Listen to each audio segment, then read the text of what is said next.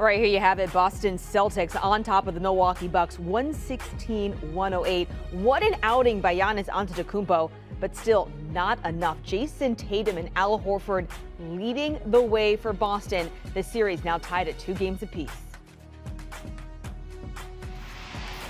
Bill Reiter, our NBA insider, back with us. Boston looking to rebound and evened this series in Milwaukee.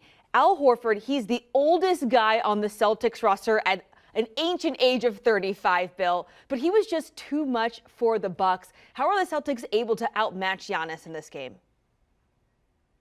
Yeah, Sharon, what an incredible victory for Boston. If Boston ends up winning this series, and we've obviously got a battle in store over the next 2 or 3 games, look back to this series and Al Horford turning back the clock, the 16 points in the fourth quarter, going right at Giannis Antetokounmpo time and again. And frankly, this is a game somehow the Celtics stole. I mean, you're talking about a Bucks team that won the turnover game, won the second chance points game, won the rebounding game, won the points in the paint game.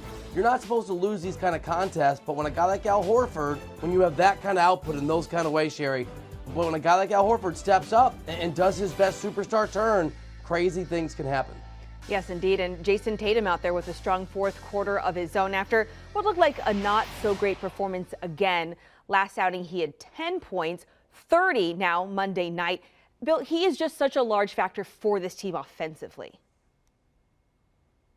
Yeah, I mean, Jason Tatum is a superstar, and he got it going in that first quarter, cooled off a little bit in the second quarter, but you said it, brought some of that consistency they need in the fourth quarter. And I think the way Tatum played in the last game, and certainly the way that he played in this game, is a reminder that you've got to have help, because Tatum was great, but Jaylen Brown hit some big shots, and obviously Al Horford was extraordinary.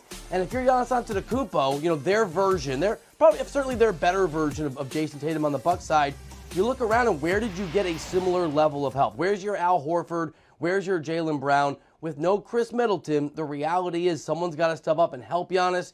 They did not get that from Jrue Holiday, who had an abysmal game. So when Al Horford's really the superstar of the game, he really was, and Jason Tatum's doing Jason Tatum things, and other Celtics players are contributing, that's how you go into a place like Milwaukee and win a game like this. What did you make of what the Bucks were able to do? It seemed like Giannis and Milwaukee just were fading late, or are you attributing that more to what the Celtics were able to do?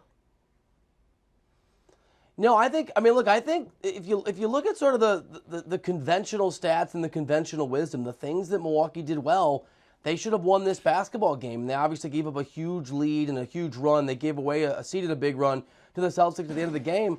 I think it comes down to the fact that up until now, even though Chris Middleton would have been helpful, this is the first time Middleton's presence was really strongly felt. When Giannis wasn't able to get it going, there just wasn't enough offensive help. I think Jrue Holiday, Sherry, was something like 5 of 22. I mean, he was abysmal offensively.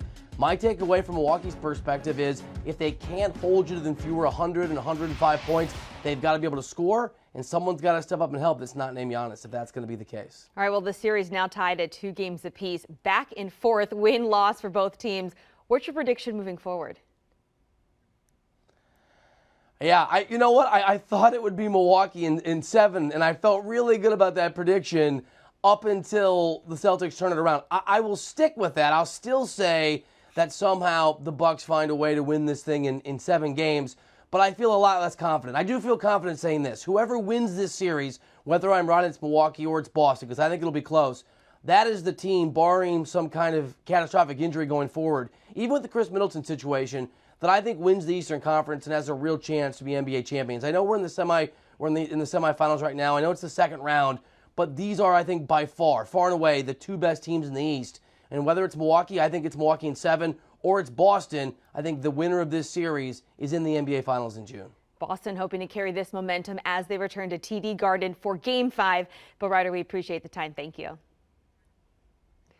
And again, let's take a look here at the fourth quarter. Just Tatum and Horford alone against the entire Milwaukee Bucks team. Nearly identical. Shows you what an impact Horford and Tatum had in this win for the Celtics. Do you want a sports network that delivers everything that matters about the game? The highlights, the picks, the instant analysis, no yelling, no fake debates, no politics. Hit the subscribe button and never miss a moment.